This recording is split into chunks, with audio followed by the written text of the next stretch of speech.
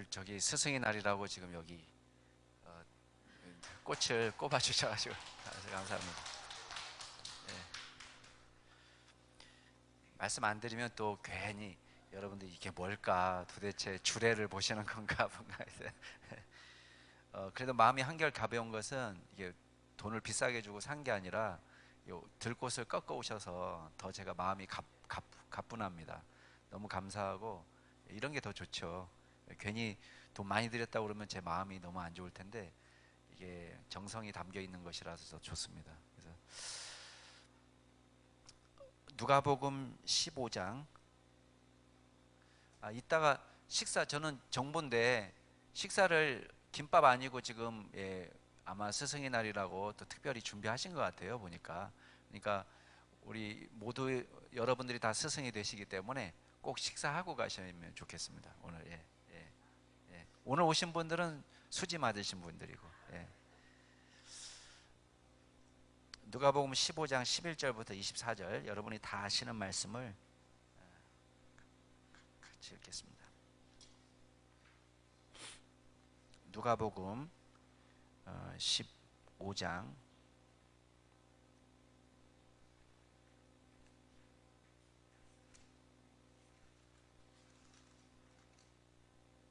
11절부터 24절 말씀까지 끝에까지 다 보면 좋지만 그래도 24절까지만 같이 읽겠습니다.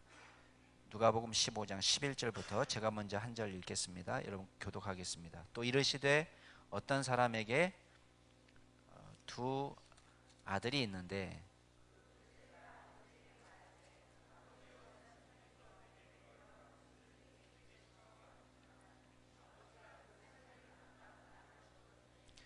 그 후 며칠이 안 되어 둘째 아들이 재물을 다 모아 가지고 먼 나라에 가 거기서 허랑방탕하여 그 재산을 낭비하더니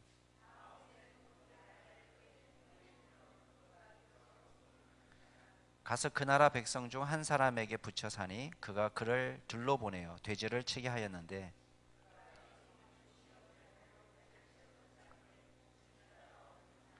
이에 스스로 돌이켜 이르되 내 아버지에게는 양식이 풍족한 품꾼이 얼마나 많은가 나는 여기서 주려 죽는구나.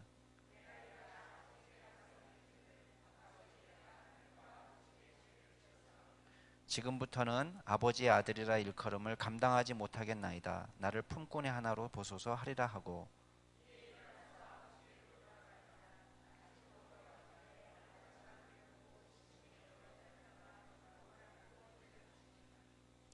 아들이 이르되 아버지 내가 하늘과 아버지께 죄를 지었사오니 지금부터는 아버지의 아들이라 일컬음을 감당하지 못하겠나이다 하나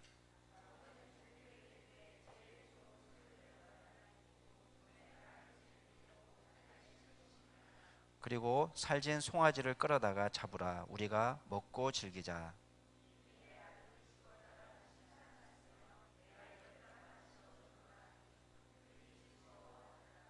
아멘. 이 회심은 굉장히 중요한 주제입니다. 기독교 우리가 교리에서 특별히 중요한 주제로 제가 취급하는데요. 일단 이제 회심하고 회개하고는 조금 다릅니다. 의미가. 그러니까 회개는 이제 회심한 이후에도 우리가 얼마든지 크고 작은 죄를 지을 때마다 회개합니다. 그러니까 우리 죄를 뉘우치고 용서를 구하는 게 회개라면은 회심은 우리 일생에 한 번 일어나는 거예요. 그러니까 저와 여러분들이 예수를 처음에 믿기로 작정했을 때의 방향 전환. 그래서 이게 한 번 일어나는 일입니다. 그래서 회개와 오히려 믿음을 같이 공유하는 개념이라 이렇게 보시면 되겠습니다. 회심. 그래서 기독교적인 용어니까요.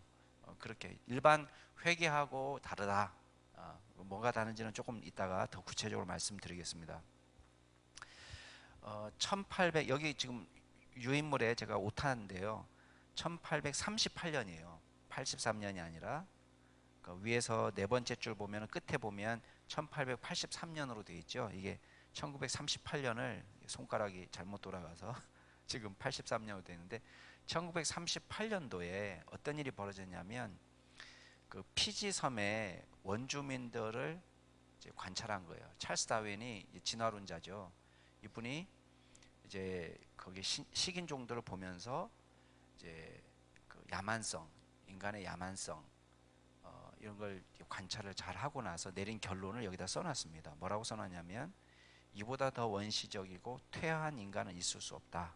그 어떤 방법으로도 식인종들의 야만성과 저급성, 혐오스러운 풍습을 벗어나게 할 수 없다. 이렇게 이제 말했습니다. 34년이 지난 다음에 찰스 다윈이 똑같이 가서 봤는데요. 완전히 반대되는 역사가 일어난 거예요. 이 사람들이 학교를 세우고 교회에서 예배를 드리고 있고, 그리고 죄를 회개하고 예전의 야만적인 습성을 다 버리고 식인 습관도 다 버리고 이게 사는 것을 본 거예요. 그러니까 찰스 다윈 입장에서는 이 사람들은 가장 저급한 인간이기 때문에 변화받을 수 없다라고 생각했고 거의 짐승과 같은 수준이다라고 생각한 거예요. 근데 완전히 달라진 모습을 보고는 깜짝 놀랐습니다. 이제 그 이면에 어떤 일이 벌어졌느냐? 존 페이든이라는 선교사가 여기서 41년 동안 사역을 했습니다. 그리고 이제 그 사역하는 가운데 거의 피지 섬의 95% 정도에 되는 사람이 예수를 믿게 된 거예요. 완전히 변화된 거죠. 그러니까 여기에 처음 선교사가 들어갔을 때, 물론 존 페이든 전에 2명이 선교사가 들어갔습니다. 최초로. 근데 이 두 사람 다 도착하자마자 몇 시간도 지나지 않아서 잡아먹혔습니다. 두 사람 다. 그래서 잡아먹히고 끝났고, 그 다음에 1842년도에 다시 선교본부를 설치하고 여기다 선교를 진행하려고 하다가 역시 성공하지 못하고 다 철수했습니다. 그리고 존 페이든이 갔는데, 이 존 페이든이라는 사람은 참 그 부모님도 대단한 사람이에요. 이 사람 은혜 받고 이제 이 피지 지역에 대한 이야기를 듣고 자기가 이제 여기에 선교하러 가겠다. 스코틀랜드 사람이거든요. 스코틀랜드 장로교 사람인데, 여러분 보통의 부모 같으면은 거기에 식인종 마을에 선교하러 가겠다고 그러면 그거를 찬성할 수 있겠어요? 근데 이 부모는 적극적으로 기도하고 후원하면서 기쁨으로 보내주겠다고 이야기했습니다. 물론 부모가 막 말려도 할 사람이긴 하지만, 그리고 선교부에서도 어렵지만 허락을 내려줬어요. 근데 이제 그 같은 교회 성도님이, 연세 많은 성도님이 말리지 않겠어요. 젊은 청년이 식인종 마을에 선교하러 간다니까 이제 이 연세 드신 분이 말렸단 말이에요. 거기 가면 자네 잡아먹힐 걸세, 막 이러면서 말리니까 이 존 페이든이라는 분이, 우리 어르신도 우리 얼마 후면은 돌아가시게 되면 땅속에 묻히게 되고 또 벌레가 우리를 잡아먹게 되는데, 제가 식인종에게 묻히는 건 먹히는 거나 어르신이 벌레에게 먹히는 거나 무슨 큰 차이가 있습니까? 우리 다 부활할 때 같이 만날 겁니다. 막 이렇게 하면서 막 고집을 부렸어요. 그래서 어쨌든 간에 갔는데, 정말 초창기는 이제 선교 허락을 겨우 받고 부족에 들어간 거예요. 지금 김광현 선교사님 하듯이 부족 선교에 들어갔는데, 김광현 선교사님 그 동네도 사실 식인종들이 있었던 곳입니다. 근데 지금은 식인 습관은 없어졌지만, 어쨌든 이 피지섬에도 물론 아무나 잡아먹는 건 아니고 전쟁에서 이겼을 때에 상대방 부족 사람들을 잡아먹는 거지만, 이제 어렵사리 허락을 받고 들어가서 사역하다 보니까 뭐 이게 이 풍습이 이루 말할 수가 없는 거예요. 그러니까 부인을 대하는 방식이 너무나 잔인하고 너무나 막 정말 그 짐승 다루듯이 부인을 다루고, 그리고 이제 남편이 죽으면 부인도 따라 죽는 습관이 있었어요. 그러니까 같이 가서 부인 시중 들어야 된다, 남편 시중 들어야 된다고. 그러니까 남편이 죽으면 같이 죽는 거예요. 남편이 오래 살면은 나중에 용도 폐기, 아무것도 못하게 되고 건강 잃으면 그냥 그 용도 폐기로 또 죽이고. 그러니까 이게 너무 풍습이 정말 누가 봐도 이거는 야만적인 풍습 맞죠. 근데 이 사람들이 예수 믿고 변화되니까요, 완전히 동네가 달라진 거예요. 그래서 이 사람들이 교육을 받고 신앙을 갖고 그리고 야만적인 습속을 벗어버리고 그리고 믿음의 생활을 하게 되니까 여러분 이게 완전히 그 마을 자체가 이 섬 자체가 달라지게 된 겁니다. 그러니까 이거를 사람들이 어떻게 설명할 수 있느냐. 우리 서론 부분에 보면 영적으로 무지한 인간은 한없이 잔인할 수 있다. 그러나 철저히 회개하여 변화된 인간은 육의 삶을 벗어버리고 영원한 하나님 나라의 백성이 됐다. 우리는 사람이 바뀝니다. 쉽게 안 바뀝니다. 막 이거 갖고 논쟁하잖아요. 근데 자 물론 쉽게 안 바뀌죠. 그렇지만 바뀔 수 있는 비결이 있는데 그것은 예수 안에서 변화된 사람은 바뀔 수 있습니다. 그걸 우리가 믿는 거예요. 자, 그 34년 후는 뭐 아까 제가 말씀드린 대로 변화된 모습을 보여줬고요. 예수님을 믿고 거기부터 같이 한번 읽어보겠습니다. 시작.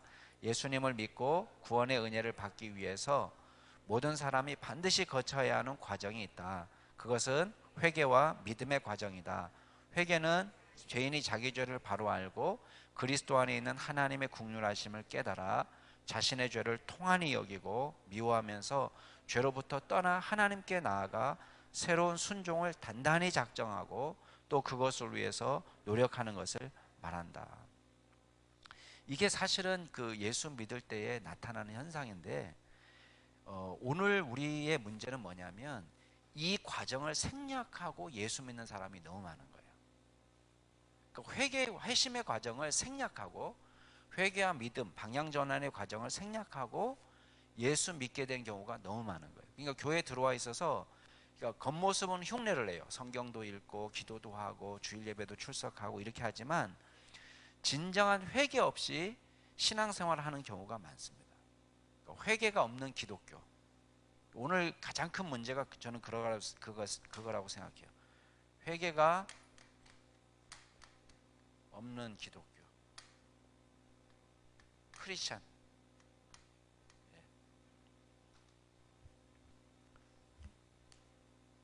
그러니까 죄에 대한 인식 없이 예수 믿어버린 거예요. 예수 믿으면 구원받습니다. 예수 믿으면 복받습니다. 예수 믿으면 자녀들이 말을 잘 듣습니다. 교회 가면 자녀 교육을 잘 시켜줍니다. 예수 믿으면 인간관계가 넓어집니다. 예수 믿으면 좋은 사람 만날 수 있습니다. 예수 믿으면 좋은 배우자도 만날 수 있습니다. 뭐 여러 가지 이유가 있지만 거기서 제일 중요한 게 빠져 있는 거예요. 그건 뭐냐면 자신이 지금까지 살아왔던 삶에 자신이 가지고 있던 중요한 가치에 대한 방향 전환이 일어나지 않는 거예요. 그러니까 회개가 없는 거예요. 그러니까 겉으로는 신앙생활 오래 했지만 사실 회심하지 않는 경우는요 사람이 안 바뀌는 거예요. 조금 나아지는 것처럼 보이다가 다시 원위치, 조금 나아지는 것처럼 보이다가 원위치.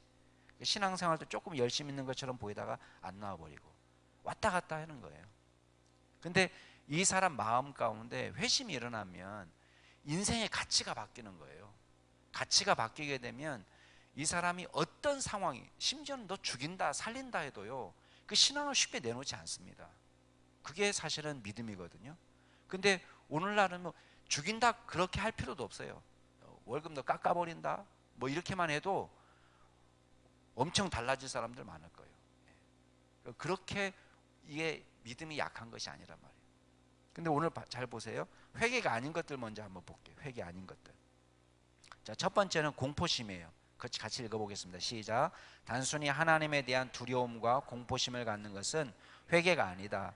죽음의 공포심이 가져오는 일시적 경건, 재앙이 두려워 일시적 금기 사항을 지키는 것은 회개가 아니다. 이 정도 신앙은요, 무서워서 하는 신앙은요, 그거는 귀신들도 갖고 있는 거예요.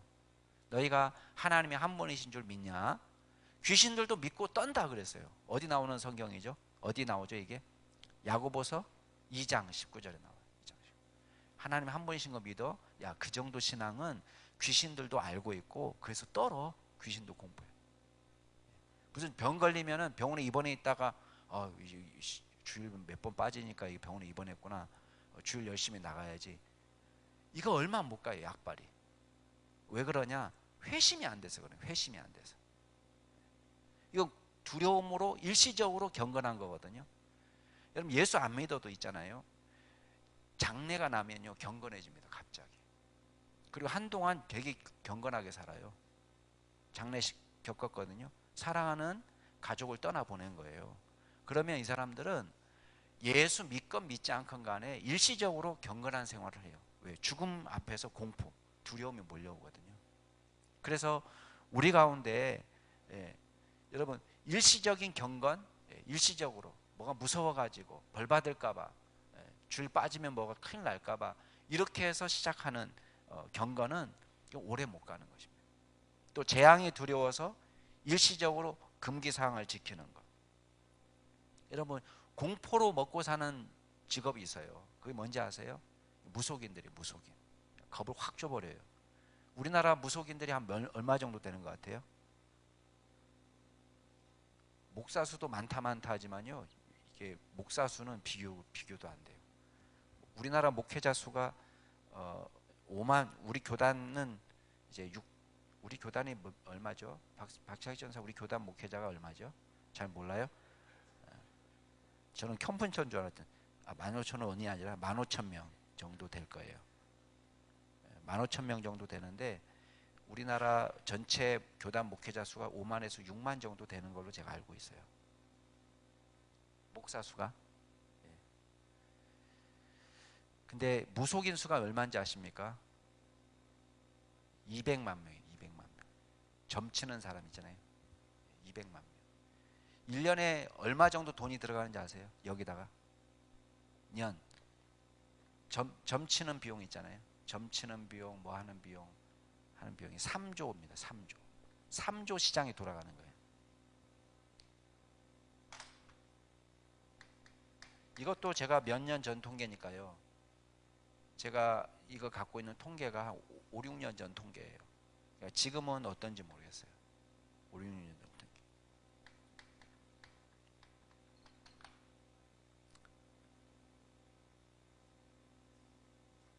두려움을 주는 목회는 좋은 목회 아닙니다. 두려움은 너 벌 받는다 뭐 이렇게 하는 거 좋은 목회 아닙니다. 우리는 은혜의 종교에 살고 있습니다. 그러니까 두려움 때문에 일시적으로 막 벌벌벌 떨게 만드는 거, 그건 좋은 목회 아닙니다. 염려, 근심, 공포, 이건 신앙이 아닙니다. 그러니까 우리 애들 키워보면요, 이게 한 명은 담대하고 한 명은 약간 두려움이 있는데 제가 그런 얘기 해줬습니다. 두려움은 신앙이 아니다. 그건 하나님이 주시는 마음이 아니다. 하나님 우리에게 두려움을 주시지 않는다. 하나님께서 주시는 마음은 감사, 사랑, 근신하는 마음이다. 제가 그 디모데 전서 말씀을 제가 붙여주면서요, 하나님이 우리에게 주시는 마음 두려워하는 마음이 아니고 감사하는 마음, 사랑하는 마음, 근신하는 마음. 우리가 신앙하고 헷갈리면 안 됩니다. 일시적인 경건은 가져다 줄 수 있을지 몰라도 이거 회개가 아니에요. 여러분들이 착각하시면 안 됩니다. 두 번째는 단순한 후회예요. 감정적인 후회도요, 이건 회개가 아닙니다. 지난번에 제가 가룟 유다 얘기했죠, 그죠? 가룟 유다도 예수님을 팔았지만 뉘우쳤어요. 아, 내가 실수했구나라고 알았어요. 이건 감정적 후회예요. 이 후회. 내가 잘못했구나. 이 정도예요. 그러나 이거는 회개가 아닙니다. 회개는 뭐냐? 하나님께 가야죠. 내가 이거를 가지고 내가 스스로 이 문제를 가지고 스스로 벌을 주면 이거 회개가 아닙니다. 범죄자들도 처음에는 막 모른다, 내가 한 일 아니다 막 시침대다가 그 다음 모든 게 다 밝게 드러나면 어떻게 얘기하죠? 자기가 후회된다고 얘기하죠.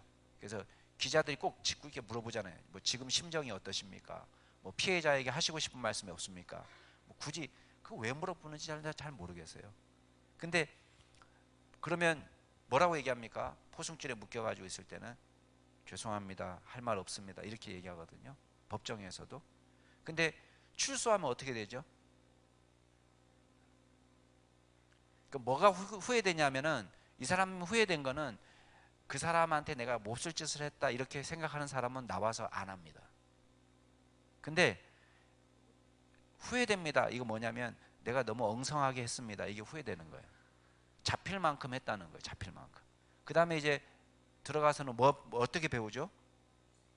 더 실력을 연마해 가지고 절대 안 잡히는 방법을 연구해서 나온단 말이에요. 그래서 또 한다고요. 더 교묘한 수법으로. 이거는 후회지 회개가 아닙니다. 후회. 아, 좀 잘못했다. 조금 더 잘할 걸. 이렇게 하는 거거든요. 내가 조금 잘했으면 안 잡혔을 텐데, 내지는 아, 내가 인생이 망가졌구나. 이것 때문에 직장도 잃고 여러 사람들한테서 창피당하고 내가 수치스럽다. 아, 이런 것이 후회입니다. 근데 이건 회개가 아니죠. 자, 세 번째는 뭐죠? 특정 죄악들을 단절하는 거예요. 거기도 같이 한번 읽어보겠습니다. 시작. 도벽을 절제하고 술주정뱅이가 술을 끊었다고 해서 인격의 변화가 생기는 게 아니다. 예, 우리는요 무엇을 금하는 것이 회개라고 생각하지만 실제로 그렇지 않습니다. 무엇을 끊어도 이것 대신 다른 데로 돌아가는 것뿐이에요. 내 관심사가 아 이건 나쁜 습관이니까 이거 끊어야지. 쉽게 말하면 이런 거죠. 아, 몸 건강 안 좋으니까 술 담배 끊어야지. 근데 이 사람이 술 담배 끊었다고 해서 경건해지는 건 아니에요. 그 다음에 이 사람 우상이 뭐가 됩니까? 운동이 우상이 될 수도 있어요. 운동은 건전하다. 건전하죠. 그러나 운동한다고 해서 천국 가는 건 아니거든요. 그렇죠. 운동해서 천국 가는 건 아니잖아요. 독서해서 천국 가는 것도 아니잖아요. 그러니까 무엇을 절제하지만 이 사람들은 방향 자체는 돌이킨 게 아니에요. 지금 여전히 방향은 지금 이쪽으로 가고 있지만 이쪽 방향에서 지금 몇 가지 안 좋은 것들을 쳐냈을 뿐이에요. 그러나 여전히 마음의 중심에는 자기예요. 내 주인은 나이고 내 우상은 다른 데 있는 거예요. 하나님을 섬기는 게 아니에요. 바리새인과 서기관들의 문제도 바로 그런 거였습니다. 여러분, 바리새인과 서기관들이 누가복음 15장 아까 우리 읽은 본문 말씀이 사실 나오게 된 배경입니다. 죄인들과 세리들이 예수님 주변에 몰려들거든요. 그러니까 마음속으로 바리새인과 서기관들 욕했습니다. 아, 저분이 수군거리면서 저분이 누가 죄인인지도 잘 모르고 죄인들과 어울리는구나. 그렇게 수군거렸습니다. 그러나 지금 바리새인과 서기관들의 문제는 뭐예요? 자신들이 얼마나 큰 죄인지를 깨닫지 못하고 있는 거예요. 물론 이 사람들은 세리가 아니었기 때문에 남의 돈을 갈취한 것이 아닙니다. 이 사람들은 몸 파는 여자가 아니었기 때문에 음란한 짓을 한 건 아닙니다. 그러나 여전히 바리새인과 서기관들의 문제는 하나님께서 이 마음의 중심이 되는 것이 아니에요. 우리 문제는 여러분 굉장히 중요한 개념인데 총체적 부패입니다. 총체적 부패.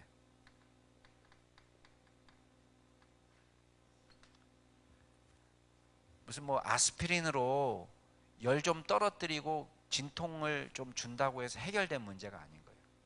우리 인간의 문제는 총체적인 부패입니다. 총체적인 부패. 그러니까 여기서 돌이키지 않으면요 신앙생활 하는 것 같아도 맨 그 가운데 오는 거예요.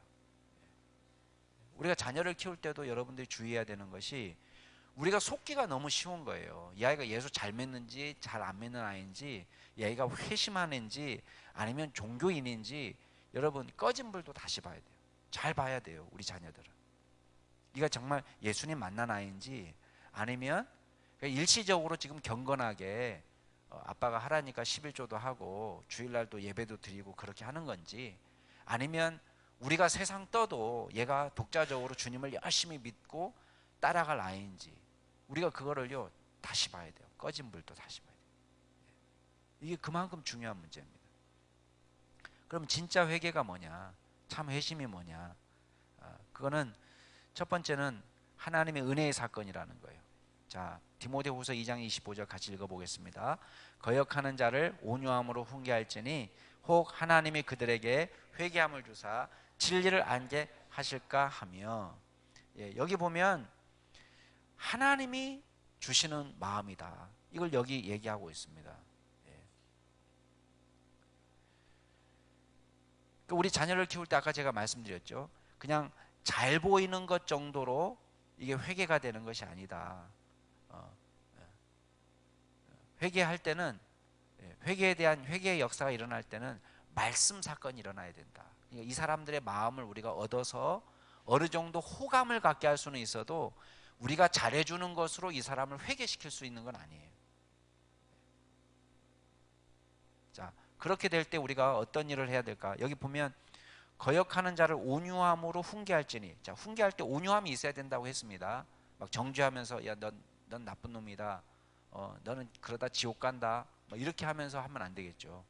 예. 우리는 잘 몰랐을 때는 그렇게 했습니다. 막 전도하러 다니다가 전도해도 말 안 들으면은 노방 전도하다가 그렇게 가면 지옥 갑니다. 막 이렇게도 얘기했던 죄를 범했습니다. 제가. 예. 예. 하도 안 들으니까 그러다가 큰일 나요. 지옥 가요. 막 이렇게 막 얘기하는데 그렇게 하면 벌써 마음문을 닫아버리죠. 예. 근데 여기서 보면 온유함으로 가르치지만 그러나 우리한테 있어야 될 게 뭡니까? 말씀으로 훈계하는 사건이 필요합니다. 여러분들이 누구를 교회 다니게 하고 싶어서 그 사람들의 마음을 사는 것은 좋지만 그 사람들과 같이 죄를 범하면 안 되는 거예요. 잘 보이는 것으로 그 사람을 바꿀 수는 없습니다. 죄악에 동참함으로 그 사람을 경건한 대로 끌어낼 수는 없습니다. 왜? 이 사람을 회심시키는 건 누구의 사건이라는 거예요? 하나님의 사건이라는 거예요. 우리 사건이 아니에요. 우리가 영업하듯이 이 사람들을 바꿀 수가 없는 거예요. 그러니까 하나님의 말씀을 우리가 선포해 줘야 돼요. 온유함으로 선포해 주지만 그러나 우리의 책임은 거기까지지 이 사람들을 물건을 사게 하는 역할, 그냥 영업해서 교회 한두 번 나오게는 우리가 할 수 있을지 몰라도 이 사람을 바꾸는 역할은 우리의 사역이 아니다. 그러니까 지나치게 여러분들이 저 자세로 나갈 필요는 없습니다. 호의적일 필요는 있죠. 이 사람에게 사랑을 꾸준히 베풀어 줄 필요는 있지만 그렇다고 같이 놀고 같이 죄를 짓지 말라는 거예요. 그걸로 이 사람을 바꿀 수 있는 것은 아니라는 거예요. 자, 왜 그러냐? 말씀과 긴밀히 연결된 사건이기 때문에 그렇습니다. 자, 같이 읽겠습니다. 시작. 회개는 하나님의 선물이나 말씀을 선포하고 복음을 전할 책임은 인간에게 있다. 그러므로 회개의 사건과 말씀 선포의 사건은 긴밀하게 연결된다. 결국 이 사람들이 회심할 때 가장 필요한 건 뭐냐? 하나님의 말씀이 들어가야 되는 거예요. 자, 사도행전 읽겠습니다. 알지 못하던 시대에는 하나님이 간구하셨거니와 이제는 어디든지 사람에게 다 명하사 회개하라 하셨으니. 여기 보면 이제 아테네 사람들한테 복음 전하는 장면인데 알지 못하던 시대, 말씀이 선포되기 이전 시대에는 사실 아직 하나님 잘 봐줄 수도 있다는 거예요. 간구하셨지만 지금은 이 사람들에게 책임을 물으시는데 왜 그러는 거예요? 하나님의 말씀이 떨어졌기 때문에. 그래서 우리 보고 회개하라고 명령하고 있다. 자, 사도행전 2장도 같이 읽어보겠습니다. 그들이 이 말을 듣고 마음에 찔려 베드로와 다른 사도들에게 물어 이르되 형제들아 우리가 어찌할꼬 하거늘. 자, 마음에 우리가 어찌할꼬 이런 마음이 일어났어요. 이게 어떤 사건과 연결되어 있습니까? 베드로의 설교와 연결된 거예요. 그러니까 교회가 회심 사건이 일어나려면 교회가 메시지를 명확하게 전해줘야 돼요. 그죠? 예. 교회가 메시지를 명확하게 해줘야지 이래도 좋고 저래도 좋고 이건 죄도 아니고 이건 해도 되고 이런 식으로 하면 안 된다는 거예요. 죄가 이따가 할 거예요. 죄가 죄되게 가르쳐 줘야 되는 거예요. 죄를 죄라고 이야기해 줘야 되는 거예요. 그래야 회심할 수 있지. 죄라고 이야기하지 말라는 거예요. 기분 나쁘다고. 그럼 무슨 회개가 일어나겠어요? 아무 회개도 일어나지 않고, 그럼 회개가 일어나지 않는데, 회심이 일어나지 않는데 어떻게 이 사람이 천국 백성이 되겠습니까? 그냥 교회 나오기는 할 수 있어요. 영업은 할 수 있어요. 그러나 우리의 목적은 영업이 아니잖아요. 교회 나오는 것이 목적이 아니라 이 사람이 말씀 듣고 회개해야 될 거 아니에요. 근데 메시지가 불명료해요. 파수꾼이 정확하게 적군이다 이렇게 얘기해 줘야지 도망갈 거 아니에요. 아니면 방어를 할 거 아니에요. 적군인지 아닌지를 파수꾼이 제대로 얘기하지 않으면 아무 무방비 상태로 당하는 거죠. 그냥 우리가 교회가 뭘 명확하게 해야 되느냐, 그게 분명하게 볼 수 있습니다. 자, 중요한 것은 방향의 전환인데요. 같이 읽겠습니다. 시작. 진정한 회개는 하나님 없이 살던 우리의 방향을 하나님께로 전환하는 것이다. 이게 중요합니다. 여러분 아까 우리 읽었지만 둘째 아들이 어떻게 했습니까? 아버지한테 재산 달라고 하잖아요. 아버지 멀쩡하게 살아있는데. 우리나라도 이거는 불효지만 이 당시의 유대 문화도 마찬가지예요. 아버님이 살아계실 때 유산 달라고 해서 미리 상속받아서 떠나버리는 것은 아주 불효입니다. 근데 여기 이 사람이 지금 상속을 받은 거예요. 그리고 나서 밖에 나가서 허랑방탕하게 사용했습니다. 그리고 나서 파산된 거예요. 재산의 파산이죠. 근데 더 나쁜 거는 여보세요. 재산이 파산된 다음에 이 사람의 행동을 보면 알게 돼요. 자, 일단 재산이 파산하는 과정 속에서 어떤 일이 벌어졌습니까? 도덕적 파산이 일어났죠. 그렇죠? 그냥 사업하다가 망한 게 아니잖아요. 허랑방탕하게 라는 말이 있잖아요. 그러니까 놀고 먹으면서 다 소진한 거예요. 그러니까 도덕적 파산이에요. 자, 물질의 파산, 도덕적 파산이 일어났어요. 근데 이 사람이 지금 어디 가서 불부터 먹고 살죠? 쥐엄 열매, 돼지의 쥐엄 열매를 먹었다는 것은 지금 누구한테 갔다는 거예요? 이방인한테 갔다는 거예요. 왜냐하면 유대인들은 돼지를 치지 않습니다. 돼지 치는 것을 굉장히 혐오스러운 것으로 생각하고 돼지를 먹는 것도 있을 수 없는 일이고, 근데 돼지 치는 일자리를 잡았다는 것은 그 당시에 디아스포라 유대인들에게는 유대인 공동체가 있어요. 커뮤니티. 내가 어려워졌으면 누구한테 갈 수 있느냐? 유대인 커뮤니티에 참여할 수 있습니다. 근데 지금 유대인들에게 가지 못하고 이방인에게 갔다는 것은요, 이 사람은 회당 예배 이미 끝났고, 그렇죠? 회당에 참여하지도 않았던 사람이고, 안식일 준수 안 했던 사람이고, 쉽게 말하면 유대인 커뮤니티와 떨어진 사람인 거예요. 그러니까 완전히 총체적인 부패죠. 자, 재산의 파산, 도덕적인 파산, 영적인 파산, 다 총체적으로 파산된 거예요. 근데 문제는 흉년이 닥쳐요.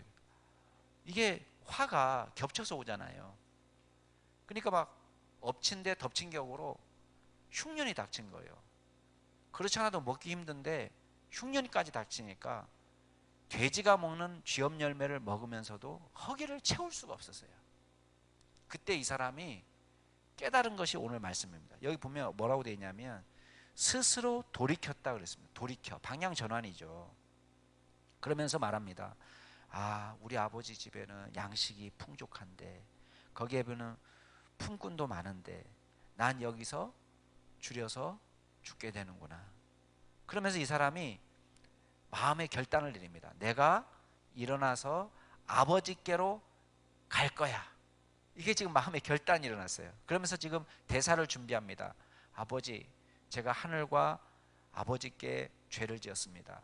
지금부터는 아버지의 아들로서 정말 자격이 없습니다. 저를 그냥 품꾼의 하나로 써주세요.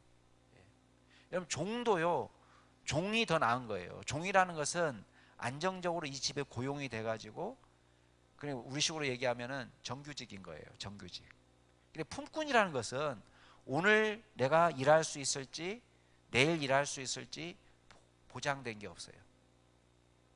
정규직이 하다가 일이 모자라면 품꾼이 더 필요하면 품꾼이 고용되는 거거든요. 그러니까 종으로 써주세요도 말 못해요. 아들도 안 되고 그냥 품꾼의 하나 정도로만 써주세요. 이렇게 이야기하는 거예요. 그러면서 일어나서 아버지께로 돌아간다는 거예요. 이게 방향전환입니다. 여러분, 회개라는 것은요, 우리 방향을, 우리 삶의 방향을 여기서 이쪽으로 돌리는 거예요. 아버지께로 돌아가는 거예요. 그게 방향전환이에요. 근데 보세요. 이 사람이 이렇게 살 수 있어요. 파산됐어요. 근데 다시 친구들한테 뭐 돈을 꾸든지 뭘 하든지 해가지고 재기에 성공했어요. 그래서 이 사람이 아버지의 재산보다도 더 벼락부자가 돼가지고 잘 먹고 잘 사는 사람이 됐어요. 회개한 겁니까? 안 한 겁니까? 안 한 거예요. 아버지께 돌아가지 않은 거예요. 아버지는 여전히 문 앞에 나와서 이 아들을 기다리고 있는 거예요. 여러분, 우리가 세상에서 아무리 뭐 국무총리가 되고 대통령이 되고 회장님이 되고 그게 하나님 아버지한테는 큰 게 아니에요. 큰 관심 없어요. 우리가 무엇이 되는 것이 하나님을 기쁘게 하는 게 아닙니다. 우리가 대통령이 돼서 하나님을 기쁘게 하는 게 아닙니다. 우리의 방향을 돌이켜야지. 그러니까 우리는 여기서 얘가 망했구나, 망해서 죄구나. 아니에요. 재산을 다 소진했기 때문에 죄다. 아니에요. 이게 죄가 아니고 그 전에 이미 유산을 상속받아서 아버지를 떠난 것 자체가 죄인 거예요. 방향이 다 바뀌었어요. 지금 아버지께 소망을 두지 않고 뭐에 소망을 둔 거예요? 재산에 소망을 둔 거예요. 그러니까 지금 이걸 나가가지고 다 까먹기 때문에 잘못한 것이 아니고 벌써 마음으로 아버지를 떠나 있는 거예요. 이게 잘못인 거예요. 그래서 회심의 가장 중요한 건 뭐냐? 방향의 전환이다. 우리의 방향을 어디다가 소망을 둘 거냐. 그렇기 때문에 이 회심이라는 것은요, 전인의 변화입니다. 전인의 변화. 자, 첫 번째는 인식의 변화예요. 인식의 변화. 지적인 변화입니다. 죄에 대한 인식의 전환. 자, 거기도 같이 한번 읽어보겠습니다. 시작. 회개는 그리스도서로 메타노이아이다. 메타와 누스로 되어 있다. 누스는 인간의 이성을 의미한다. 메타노이아의 사전적 의미는 뒤늦게 아는 것, 뒤늦은 지식에 의해 마음을 변화시키는 것, 마음의 변화로 그때까지의 노정을 후회하는 것, 이 모든 과정에 의해 미래의 행동에 변화가 일어난 것 등을 의미한다. 즉 회개는 잠재의식에서 일어나는 것이 아니라 우리의 의식의 영역에서 일어나는 것이다. 메타노이아에서 중요한 건 누스죠. 메타 플러스 누스라고 그랬는데, 이 누스는 죄송합니다. 누스는 영어로 하면 reason, 이성, 내지는 마음으로 번역할 때도 mind로 번역할 수 있는 단어입니다. 그러니까 mind는 heart하고는 좀 다르죠. heart는 이제 심장, 마음, 이게 감정적인 영역이 더 강하다면 mind는 이성적인 영역이 더 강한 용어입니다. 그리스어로 그렇습니다. 그러니까 쉽게 말하면 메타노이아의 작용이 어디서 일어나냐? 의식의 변화에서 먼저 일어나는 거예요. 내가 무엇이 죄인지를 깨닫게 되는 거예요. 죄에 대한 인식에서 시작이 됩니다. 그렇기 때문에 죄를 모르면요, 회개가 일어나지 않습니다. 그래서 우리가 율법이 우리에게 준 중요한 역할 중에 하나, 이거를 율법의 제1용법 혹은 신학적 용법이라고 이야기하는데, 가장 율법이 우리에게 주는 가장 중요한 용례는 우리의 죄를 깨닫게 하는 거예요. 자, 죄를 모르고 회개가 어렵기 때문에 죄를 인식하게 하는 것입니다. 자, 로마서 7장 같이 한번 읽어볼까요? 시작. 그런지 우리가 무슨 말을 하리요? 율법이 죄냐? 그럴 수 없느니라. 율법으로 말미암지 않고는 내가 죄를 알지 못하였으니 곧 율법이 탐내지 말라 하지 아니하였더라면 내가 탐심을 알지 못하였으리라. 이러보건대 율법은 거룩하고 계명도 거룩하고 의로우며 선하도다. 그런즉 선한 것이 내게 사망이 되었느냐? 그럴 수 없느니라. 오직 죄가 죄로 드러나기 위하여 선한 그것으로 말미암아 나를 죽게 만들었으니 이는 계명으로 말미암아 죄로 심히 죄되게 하려 함이라. 자, 여러분 보세요. 율법의 기능에서 이건 없습니다. 율법이 우리에게 선을 행하도록 능력을 부여하는 것은 없습니다. 그러니까 율법을 잘 안다고 해서 우리가 선을 행하는 능력이 자동적으로 생기는 건 아닙니다. 우리 율법의 기능을 오해하시면 안 됩니다. 하지 말라는 건 아닙니다. 율법이 죄냐? 바울이 얘기하잖아요. 이신칭의를 누구보다도 강조한 바울은 율법 책임 두지 마라. 율법 나쁜 거로 말하지 마라. 왜? 율법은 좋은 거다. 거룩하다. 의롭다. 선하다. 이렇게 얘기합니다. 근데 율법이 우리로 하여금 착한 사람 되게 만드는 건 아니에요. 근데 율법의 중요한 역할은 뭐냐면 우리가 얼마나 나쁜 인간인지를 깨닫게 하는 거예요. 얼마나 우리가 죄인인지를 알게 하는 역할을 율법이 합니다. 이건 여전히 지금도 유효한 기능이에요. 여러분, 율법의 기능, 율법이 폐기됐다고 해서 율법이 우리를 거룩하게 하는 기능은 없지만 율법은 여전히 우리로 하여금 죄를 깨닫게 하는 역할을 합니다. 중요한 역할이에요. 우리가 율법을 자구적으로 지키는 것이 아닙니다. 자구적으로 지켰다고 해서 쉽게 말하면 행동을 수정했다고 해서 내면이 달라지는 건 아닙니다. 제가 11조를 열심히 한다고 해서 제 내면이 거룩해지는 게 아니란 말이에요. 그렇죠? 예, 율법은 우리로 하여금 내면을 바꾸지 못합니다. 내면을 거룩하게 하는 건 아닙니다. 그러나 뭔 보여주냐면 내면이 거룩한 사람이 어떻게 살아야 되는지를 보여주는 거예요. 그러니까 율법의 기능에서 아주 중요한 것이 바로 그거예요. 율법에 비춰 봤을 때, 예전에는 율법이 없을 때는 우리가 지 마음대로 살아도 내가 얼마나 나쁜 사람인지를 몰랐어요. 여러분, 예수 안 믿는 사람의 특징은 뭐예요? 다 마이크 갖다 대면요, 다 자기가 착하다고 그래요. 자기 마이크 갖다 대면 남 욕은 잘해요. 남 욕을 엄청 하고, 그 다음에 결론은 뭐냐면, 야, 나만 같아라. 나만, 나같이만 해봐라. 이게 사실은 하고 싶은 말인데 이 말이 지금 생략된 거예요. 다른 사람을 욕할 때는 어떤 말이에요? 나는 저 정도는 아니다, 그거 아니에요. 그죠? 아닙니까? 그거잖아요. 야, 난 그래도 저 정도는 안 살아. 이것이 욕하는 사람의 심리예요. 그렇기 때문에 예수 믿지 않는 사람도 마이크 갖다 대면 자기가 천국 갈 수 있는 선한 사람이라고 생각합니다. 적어도. 예. 물론 이제 양심이 굉장히 고결한 사람은 물론 반대로도 작용합니다. 근데 그 사람들은 소수입니다. 숫자적으로 따지면 매우 적고, 그런 분들은 그래도 인격적으로는 사회에서 굉장히 존경받을 만한 분이 그렇게 행동합니다. 그러나 대부분의 노말한 범인들은 어떻게 생각하냐면 자기는 잘못이 없다라고 생각합니다. 그러니까 여기서 문제가 생기는 거예요. 근데 율법이 오면은 어떤 일이 벌어지냐면 죄가 죄로 드러나는 거예요. 내가 죄인이구나 라는 걸 깨닫게 됩니다. 근데 여러분 보세요.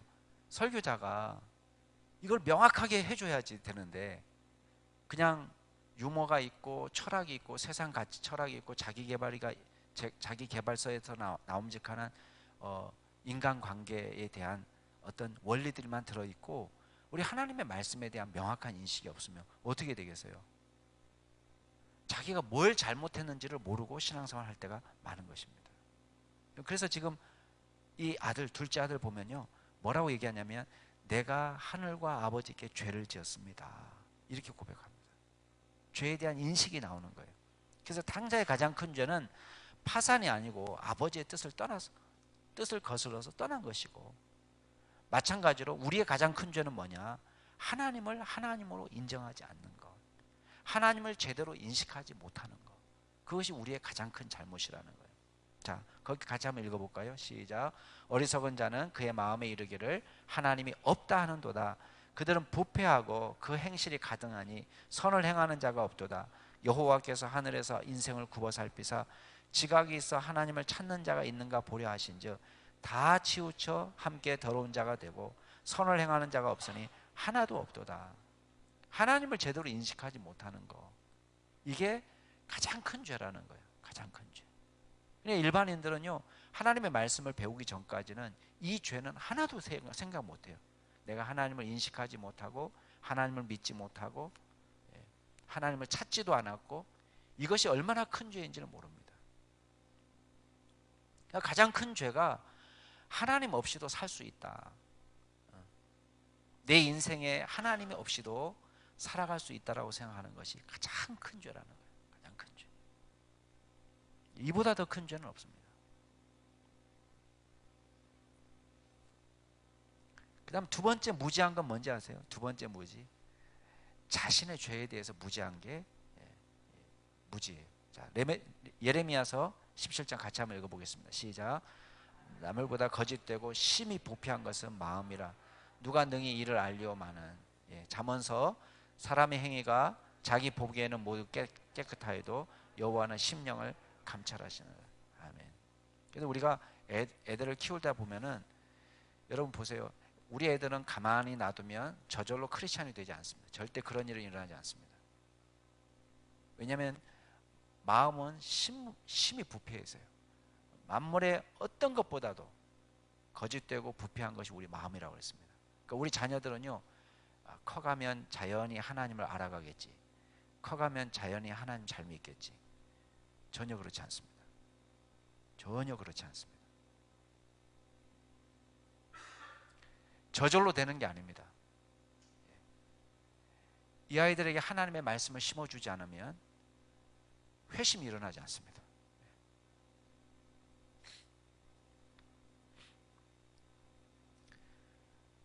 기독교는 성선설을 믿지 않습니다. 우리의 마음이 심히 부패했다는 것을 믿습니다.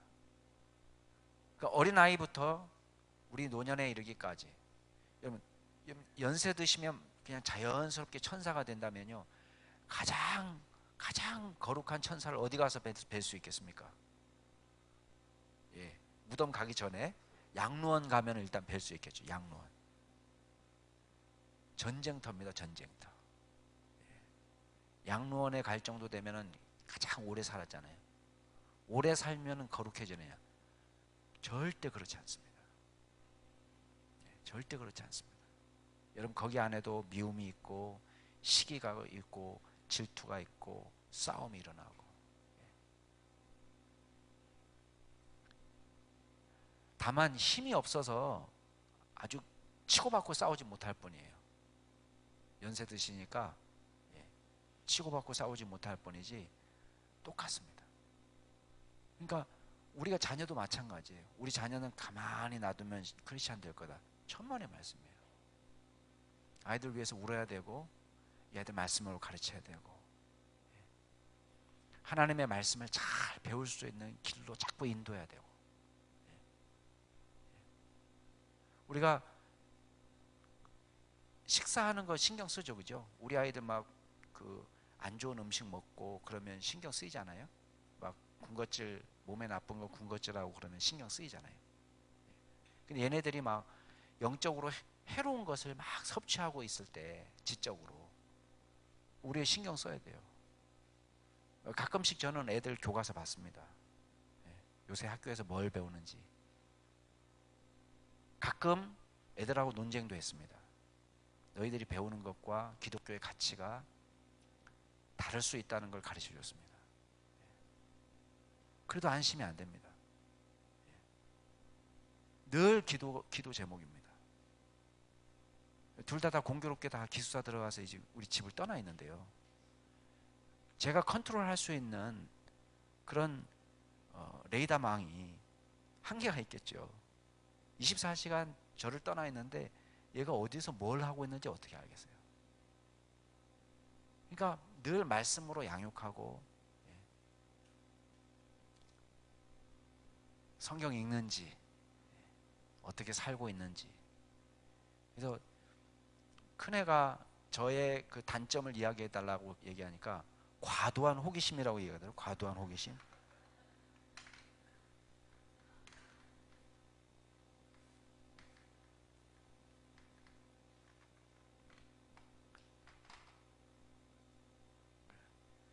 말 안 하지만 제가 인스타 보고 있거든요. 걔 인스타.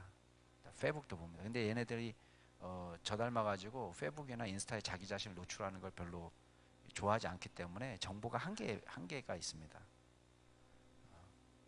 그러나 어쨌든 누구를 만나고 다니는지, 지난 주간에는 어떤 일이 있었는지, 그런 거 제가 꼬치꼬치 물어봅니다. 그럼 어떤 때 아빠는 다 좋은데 지나치게 호기심이 많다.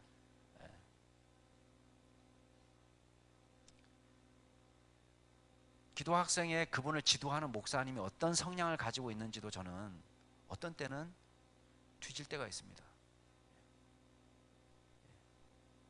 수련회 갔다 오면요, 저랑 수련회 팜플렛 갖다 놓고 뭐 배웠냐 물어봅니다. 신학적으로 어떤 토론이 이루어지고 있었는지 물어봅니다. 얘가 영적으로 어떤 걸 배우고 있는지 제가 어떻게 알겠어요? 세상에 이상한 목사님들도 있잖아요. 그 논쟁 벌였습니다. 우리 아들이 배운 거하고 제가 갖고 있는 신학적인 것 갖고 토론했습니다. 우리 둘째는요, 싸우는 줄 알아요. 옆에서 보면서 조마조마한 것 같은데 우리는 싸우는 게 아니었어요. 제 아들하고 저하고 신학적인 논쟁을 하고 있었던 거예요.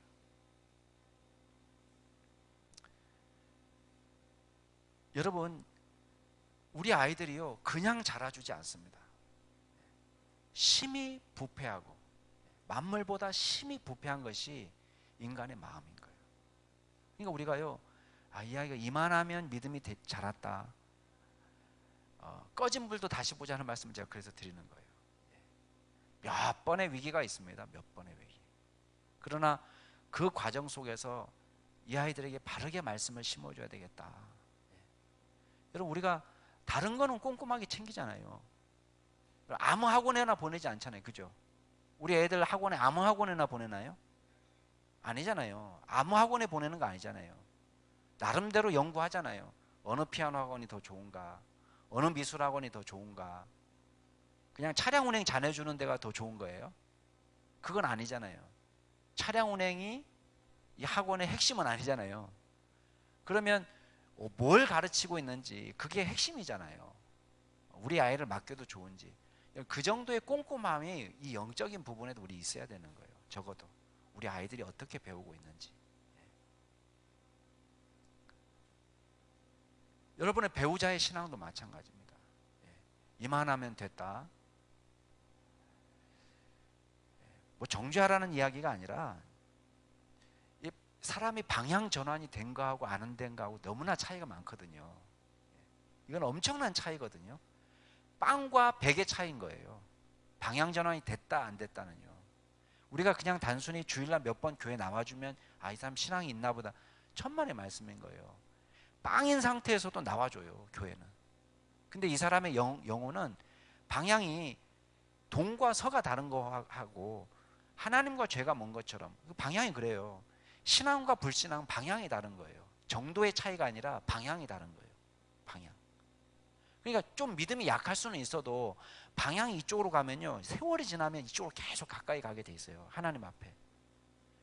방향만 바꾸면, 방향이 하나님 쪽으로 향해 가면 그때는 조금 미적지근해도 이 사람이 조금 기도하면 기도할수록 뭐 하면 할수록 점점 하나님께 가까이 가는 거예요. 근데 방향이 정반대로 돼 있으면 여기서 무슨 11조를 하고 여기서 무슨 기도회를 참석하고 이런 것들이 큰 의미가 없는 거예요. 이 사람의 신앙에 방향을 바꿔야 되는 거예요. 방향. 그러니까 이게 회심입니다. 회심. 내가 하나님을 누구로 인식하느냐, 하나님 앞에서 내가 누구인가. 근데요, 보세요. 죄가 펄펄 살아서 신앙생활하는 사람 너무 많은 거예요. 자기가 죄인인 줄 모르고 신앙생활하는 사람이 너무 많은 거예요. 그러니까 교회 안에서 쌈박질이 일어나는 거예요. 자기가 잘난 맛에 사는 거예요. 그러니까 자기를 내려놓지 못하고 교회 안에서도 여전히 자기가 주인이고 내가 인정받아야 되고. 여러분, 하나님 나라 위해서 우리가 무명의 사람이 되든 뭐가 되든 그게 무슨 상관이 있습니까? 하나님의 나라가 잘 되는 건데. 여러분, 남양주 충신교회가 주춤해도요, 이웃교회가 부흥하고 있다면 그 좋은 거예요. 하나님 나라가 지금 부흥하고 있는 거예요. 근데 우리는 우리가 대장이 돼야 되고 우리가 잘 돼야 되고 우리가 이겨야 되고. 여러분, 하나님 나라 입장에서 보면요, 하나님 나라 입장에서 보면은 무익한 고민들을 하고 있는 거예요. 무익한 고민들.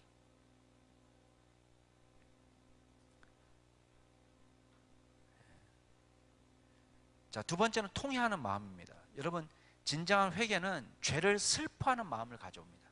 그러니까 죄에 대한 깊은 인식에 있으면 이 욥처럼 지금 제 가운데서 자기가 회개한다 이렇게 말하는데, 슬픔으로 내가 얼마나 하나님을 마음 아프게 했는가, 하나님 앞에서 내가 얼마나 큰 죄인인가를 깨닫게 되는 거예요. 이게 예수 믿을 때 적어도 한 번 이상은 일어나는 사건이에요. 처음에 예수 믿을 때 우리가 내가 얼마나 하나님 앞에 죄인인가, 이거를 깊이 인식하게 됩니다. 그러면 감정의 슬픔이 일어나요. 그래서 여러분, 우리가 노래하잖아요. 죄 대신 화관을 내게. 그건요, 우리는 화관에만 관심이 있지만 이 죄가 어떤 죄라는 걸 몰라요. 슬픔 대신 희락에만 관심이 있지만 희락 전에 뭐가 있어요? 자기 자신에 대한 깊은 절망이 있었던 거예요. 이게 슬픔인 거예요. 이게 죄인 거예요. 근데 우리를 이런 절망 가운데서 나를 구원해 주셨다는 기쁨이 진짜 희락이지. 근데 다 거짓 희락, 거짓 기쁨, 예, 거짓 축제, 죄에 대한 인식은 없이 그냥 얼떨결에 예수 믿은 거예요. 종교 행위만 있는 거예요. 종교 행위. 성경도 읽고 기도도 하지만 종교 행위만 있지 진심으로 회개한 일은 없는 거예요. 회심한 일은 없는 거예요. 근데 여기 누가복음 18장에 보니까요, 세리가 어떻게 합니까? 가슴을 치면서 얘기하잖아요. 다만 나를 불쌍히 여기소서, 불쌍히 여기소서. 나는 죄인이로소이다. 여러분, 이 앞구절에 바리새인이 어떻게 기도했는지 아시죠? 나는 저 세리와 같지 않은 것을 감사합니다. 자기가 여전히 잘난 거예요. 자신의 죄에 대한 인식이 전혀 없는 것입니다. 여러분, 죄에 대한 인식이 없으니까요, 이 사람한테 무슨 결단이 일어날 수 있을까요? 무슨 희생과 헌신과 십자가, 이런 게 어떻게 일어날 수 있겠어요? 그러니까 크리스찬들이 매 힘이 없어요. 그러니까 크리스찬이라고 하기에도 좀 애매모호한 사람들이 너무 교회 안에 많은 거예요. 그러니까 헌신도 없고 희생도 없고 조금이라도 손해보려는 자세도 없고. 그렇지 않아요? 복음이라는 게 그런 거 아니에요? 복음이라는 것은 내가 이것을 위해서 모든 것을 걸 수 있고, 그러니까 천국 비유도 마찬가지예요. 여러분 13장, 마태복음 13장의 천국 비유를 보세요. 천국 비유는 뭡니까? 밭에 감추인 보화를 위해서 내 전 재산을 다 처분하는 거예요. 그리고 나서 이 보화를 위해서 이 밭에다가 투자하는 거예요. 그러니까 다른 사람들이 볼 때는 미친놈이네, 이거 밭이 얼마나 된다고, 이거 평당 이거 10,000원씩밖에 안 하는 건데, 이렇게 할 수도 있죠. 그러나 이 사람의 입장에서는 이 밭이 문제가 아니라 밭에 감추인 보화가 있기 때문에 모든 인생을, 자기 모든 걸 다 처분해서라도 이걸 잡는다는 거예요. 이게 천국 비유예요. 천국이 이런 거라는 거예요. 근데 앉아서 셈하고 있어요. 계산하고 있어요. 계산하면서 이걸 내가 한 번 가야 돼, 두 번 가야 돼 이러고 있고, 내가 10,000원 해야 돼, 20,000원 해야 돼, 이거 계산하고 있고. 이게 계산이 서고 있는 것은 우리가 올인되지 않은 거예요. 하나님에게 진정한 회심이 일어나지 않는. 자, 마지막으로는 의지적 결단이 일어납니다. 한번 보세요. 이 탕자가 아버지께 돌아가는 것처럼요, 회개한 신자는 회개에 합당한 열매를 맺게 됩니다. 여러분 보세요. 누가복음 3장 같이 한번 읽어보겠습니다. 시작. 그러므로 회개에 합당한 열매를 맺고 속으로 아브라함이 우리 조상이라 말하지 말라. 내가 너에게 이르노니 하나님이 능히 이 돌로도 아브라함의 자손이 되게 하시리라. 자, 데살로니가전서 1장 9절도 같이 읽겠습니다. 시작.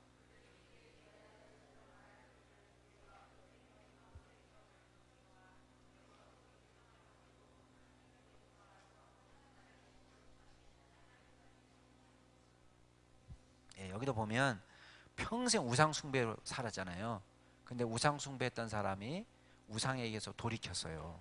그리고 하나님께 돌아와서 하나님을 섬기는 자가 됐다는 거예요. 여러분 이게 엄청 어려운 거예요. 왜냐하면 바울도 사도행전에 보면 3주 이상 있기 힘들었던 곳이에요. 데살로니가 교회. 물론 이제 그 문자적으로 딱 3주만이었다 이렇게 보지 않고 학자들은 최소한 3개월은 있었을 거다 이렇게 보기도 합니다. 그러나 어쨌든 간에 사역 기간을 1년 이상으로 보지 않아요. 데살로니가. 그만큼 박해가 심했던 곳이에요. 그런데 이 사람들이 우상을 버리고 하나님께 돌아왔다는 거예요. 대단한 결단 아닙니까? 이 사람들 넌 크리스찬인데 완전히. 근데 목숨 걸고 생명 걸고 신앙생활 하는 거예요. 이게 진짜 회심한 사람의 특징입니다. 그래서 회개의 결과가 뭐냐? 고린도후서 7장 10절 보면요, 구원에 이르게 하는 회개, 구원을 받게 하죠. 구원.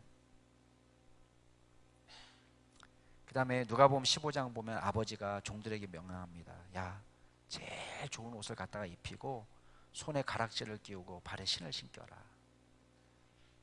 100% 회복이죠. 오히려 더 이전보다 더 놀라운 회복이죠. 그러니까 용서해 주시고 어떤 죄도 용서해 주시고 하나님의 자녀로 삼아 주시는. 그다음에 에스겔 고린도후서는 이제 거룩함을 사모하고 추구하는 사람으로 변화됩니다. 이 부분에 대해서 우리가 나중에 성화에서 다룰 거기 때문에 여기선 제가 길게 다루지 않겠습니다. 저와 여러분이 물론 뭐 대다수 여기 앉아 계신 분들은 회심하신 분들일 거라고 저는 믿습니다. 그러니까 말씀을 사모하고 또 여기 나와 계시겠지만 여러분이 자녀를 키울 때나 여러분 누구를 전도할 때나 항상 명심해 두셔야 될 것이 이게 하나님의 역사라는 것, 우리 인간의 힘이 아니라, 그 다음에 이 방향을 전환하고 죄에 대한 깊은 인식으로 새로 거듭나게 되면 이전과는 다른 파워풀한 영적인 삶을 살게 된다는 것. 그러니까 우리가 자녀를 양육할 때나 우리 성도님들을 우리 만날 때나 사실은 그렇습니다. 어떤 의미에서 막 문제가 크게 발생한 것처럼 보여서 이렇게 따지고 들어가다 보면 아직 회심하지 않은 분들이 사실 많습니다. 그러니까요, 어느 수준에 좀 뭐 병들었다가 잠깐 목사님 열심히 신앙생활 하겠습니다.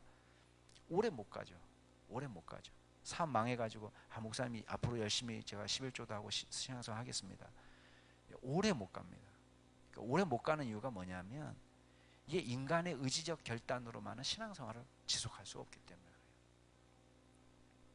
그래요. 우리 마음 가운데 정말 내 죄를 깨닫고 회개하고 하나님 앞에 돌이키는 그런 회심의 역사가 늘 우리 공동체 안에서도 일어나고 여러분의 전도 대상자와 또 여러분이 만나는 또 여러분이 정말 변화시키기 원하는 그 사람들 가운데서도 일어나고 또 여러분의 가정에서도 일어나는 역사가 있기를 바랍니다.